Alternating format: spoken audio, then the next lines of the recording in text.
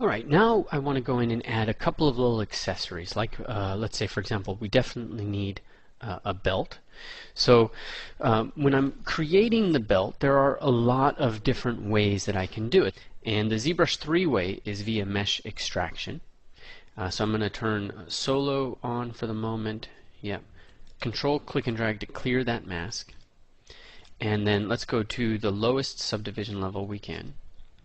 Okay, looks like we're there. And I'm just going to press Control, click and drag out a belt, basically, around the model. If you want, it sometimes helps to find the polygons and just follow them. So you can see in this case we shifted up, and that's caused some issue. So one of the things that you can do to help you is you come in here. This is a 3.5 edition. You go to visibility and you just say hide points, and so that hides everything that's not masked. Now you can go to display properties, turn double on, and make sure perspective is off, and we can go in and start to find just the common threads, the parts that are definitely included in everything. Also make sure that when you press Control Shift, you want to be working with the rectangle in this case. So I'm going to drag this out. I'm going to select that bottom rung and come all the way up to the bottom rung for the bottom. Okay. Few mistakes. Let's go into transform and let's turn let's see, where did it go? Point select. It's going to help us. And when it's point select, I'm going to be inside. I'm not going to push the boundaries. I'm going to be on the inside. Well, let's try this again. Let's try it on the outside. There you go. Come look all the way around, and there you go. So what's point select doing? Point select is meaning that you have to select a vertice from a particular face to be able to actually hide it. So in layman's term, it makes your selection more accurate. Alright, now once I've got this, I've got the part hidden. It's no longer masked, but I can still use extract, because extraction works by either a mask or visibility. So I'm just going to press extract, turn solo mode off so we can actually see it. And there you go. Select the belt, solo mode on, and well, it's okay, but the smoothing isn't working for me. So I'm going to delete that. I deleted the belt, come back up and select the body, and now I'm going to come to the extract settings and I'm going to set edge smoothness to 0 and surface smoothness to 0 and extract it again. Okay, I'll select it in the subtool list, and that's a little better. There's some artifacting we got here in the back, but ultimately that'll work a little bit better for me. Nicer, cleaner. It's a little too thick, so why don't we take one more look at it, see if we can get rid of this problem here in the back. So I'm going to delete this belt, go back up and select the body. And it doesn't look like we're going to be able to get rid of that. It's going to be just an issue that we have to live with. So I'm going to set the thickness to 0.005 and then extract. There we go. Okay. What we can do now, I think, we'll see, is we hit auto groups. Yeah, and that's a separate object that we can remove. So I'll just Control Shift click it, Control Shift click and drag, and then go to geometry, and down here at the very bottom click the delete hidden key. Okay, so that got rid of that part, everything that was hidden, and we're ready to go. So let's go solo back on or off. I need to see the body, so I'm going to go and select the body as a subtool, Control Shift and click to show everything. So there we go. Polyframe is off. Select the belt. Turn transparency on. And we pulled the belt out of the upper part, basically out of his stomach area, really. And that's because the vertices were all lined up there. It was just a little cleaner than if I had come down here. Or at least that was my operating principle. That might not have been the case. And in yours, you're going to want to look. So what I have to do now is move this down. So I need to drag this down. Because transparency is on, that line is driven straight down in space. So I can turn symmetry on, just pressing X. Yeah. I'm going to rotate it. Well, let's not rotate it yet. I want to show you something else. I want to make that belt wider. So what I did was select a point below the top and then pull down. And so that widened it. Okay, and we want to get a thickness that's going to match our belt loops, sort of. So we're right there, maybe a little bit on the smaller side. Alright, going to rotate in a side view. Well, actually it's not even a rotate in a side view right now. It's a move brush and symmetry off and start pulling on it.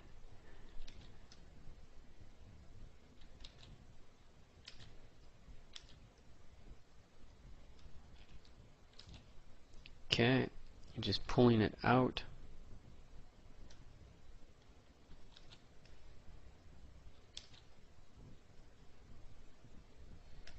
Turn transparency off once you get it to a certain stage so that I can start to see how it's lining up.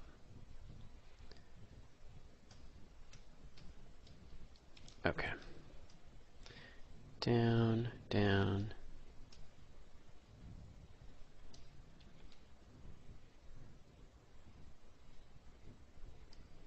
Yeah. And down we go. Okay, now we didn't put a hole in this. Like we didn't give it, well, it's just a big ring basically. So we've got some cheating to do to make this actually all work in the end.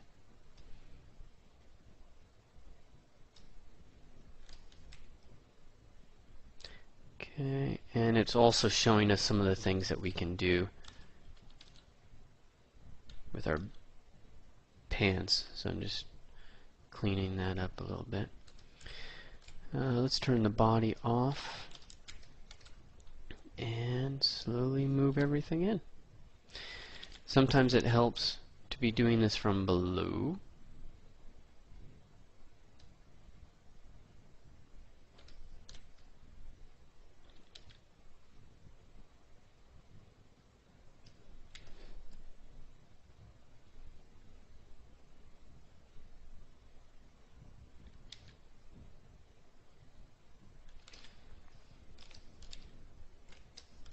Click, so that's my pivot point, and I'm going to pull from the top in this case,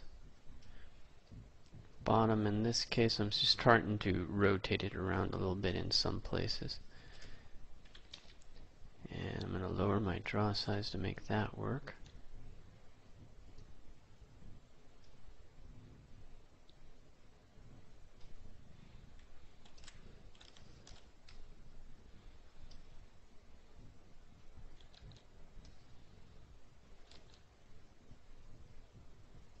Okay, there we go. Make it hug the jeans tight so it goes into those folds. Yes. And there we go. And show the body. So we've created a very simple belt using mesh extraction. And now let's divide this. Control D, Control D. Get us up to couple of subdivision levels, not too many. And then in order to get this to cheat that we've got an actual like lip at the end, I'm just going to sculpt it and then trim dynamic, fill it up. You may be wanting to also say smooth this out. Okay, a belt's not going to have that part of an edge. Same on the bottom.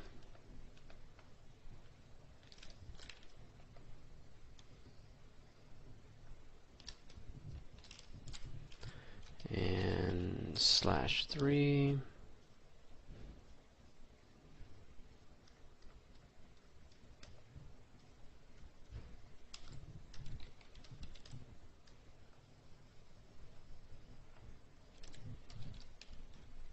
Okay, something like that. There you go.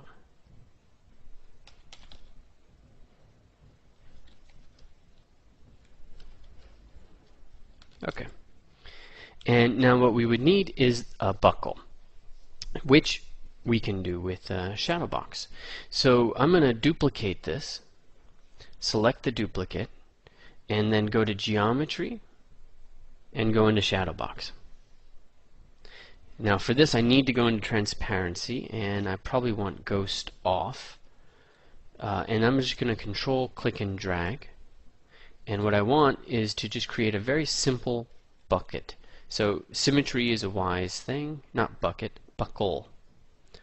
Something that has just this really simple shape. It's got a ring down the center that one end of the belt attaches to, and then it's just got the little sides here. The other end of the buckle is coming through, coming off to one side, and then you've got the pin, which is basically locking it all into place. A little cylinder for the pin. So we're going to fake all of that. So this might work okay. Another thing you can do is press Control and then select the mask rectangle. Drag it out. Okay, and then Control Alt and cut out the center. So first you press Control, and then as you're dragging out that circle or that rectangle, you press Alt, and then the center.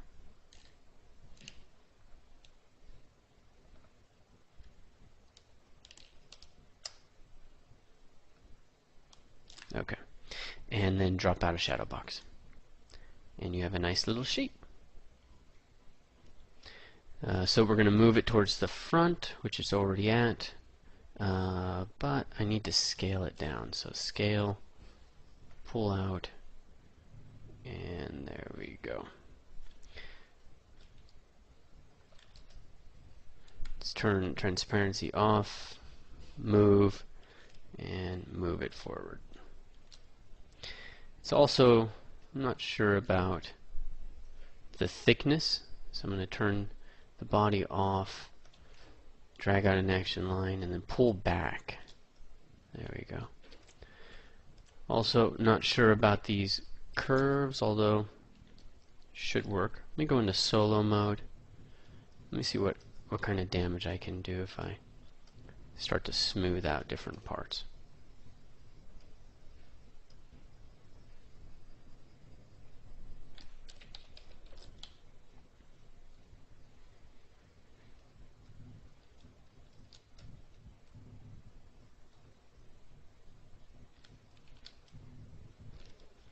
Okay.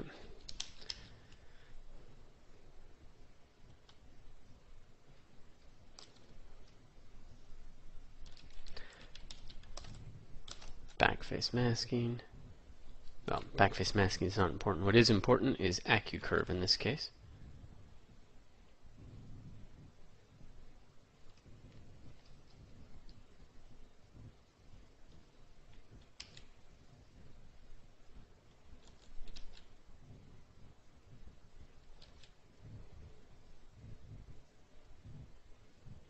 Okay, and it's so nice to be able to just use this brush to get these shapes.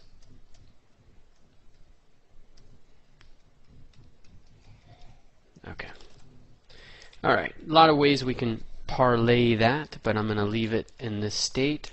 Rotate, symmetry is off, move it roughly into place. I'm going to scale it down, move, scale. I'm using the hotkeys. Move. Okay.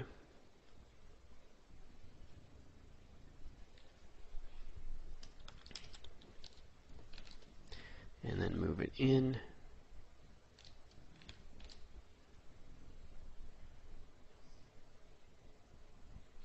Go to rotate,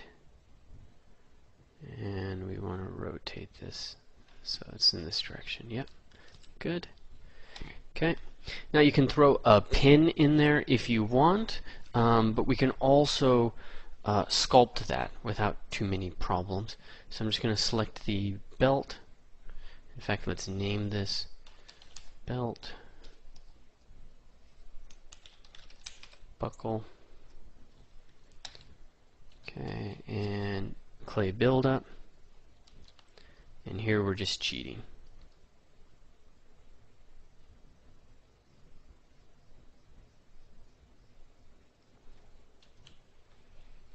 Let's move this back behind there.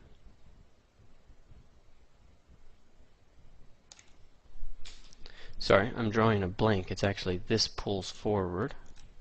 Best to turn AccuCurve off for this. And then we have to pull this side back.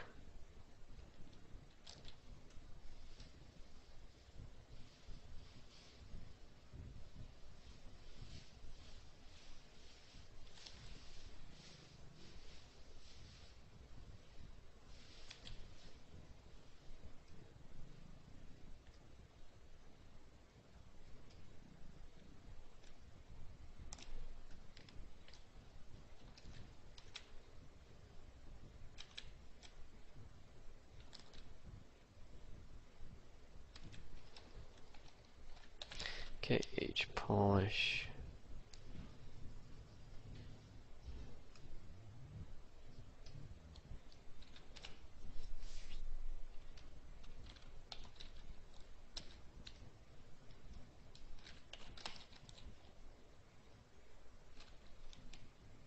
And let's put the hole right in the center.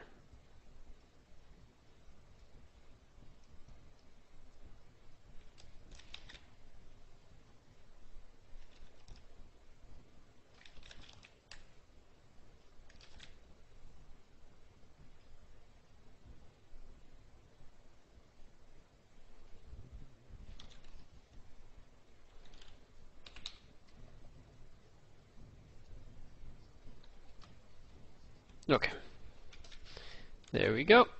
That's one way to make a belt inside of ZBrush, using mesh extraction and shadow box to get all the parts.